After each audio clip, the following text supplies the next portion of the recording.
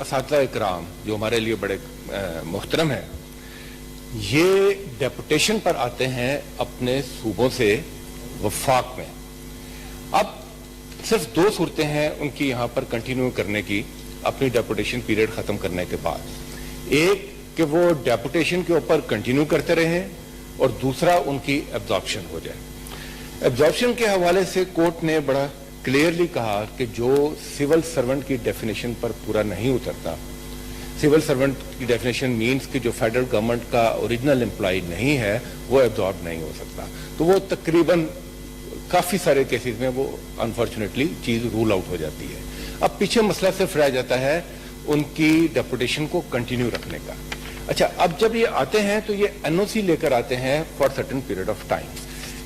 5 साल तकरीबन every time होता है, मगर अभी 15 से 20 साल तक हो चुके हैं जो लोग यहाँ पर हैं, उनको भी रेगुलराइज करना जरूरी है। मेरी शफकत महमूद साहब से कल बात हुई थी। मैं ये बात वादा करना चाहता हूँ कि हुकूमत पूरी तरह कंसर्न है, हुकूमत उनकी मुश्किलात को समझती है और कानून और आइन के दायरे में रहते हुए उन मुश्किलात का अदाला भी करना चाहती है। शफकत साहब ने मुझे ये भी कहा था कि आप प्लीज, वो आज कराची में इस वजह से वो नहीं आ सके, कि आप ये कन्वे कर दीजिएगा कि हम इसका कोई ना कोई हल निकालने की पूरी कोशिश कर रहे हैं।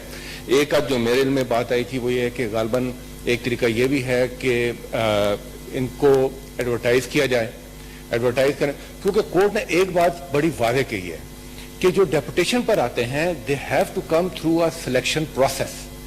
अब जो सिलेक्शन प्रोसेस के थ्रू नहीं आते तो वो उनकी लीगैलिटीज के ऊपर क्वेश्चन है, तो उसको किस तरह लीगल फ्रेमवर्क के अंदर लाया जाए। तो इस पर मैं सिर्फ ये कहना चाहता हूं कि हुकूमत की कोशिश ये है कि इनको जिस कदर मुमकिन हो उसको रिलीफ फराहम किया जा सके।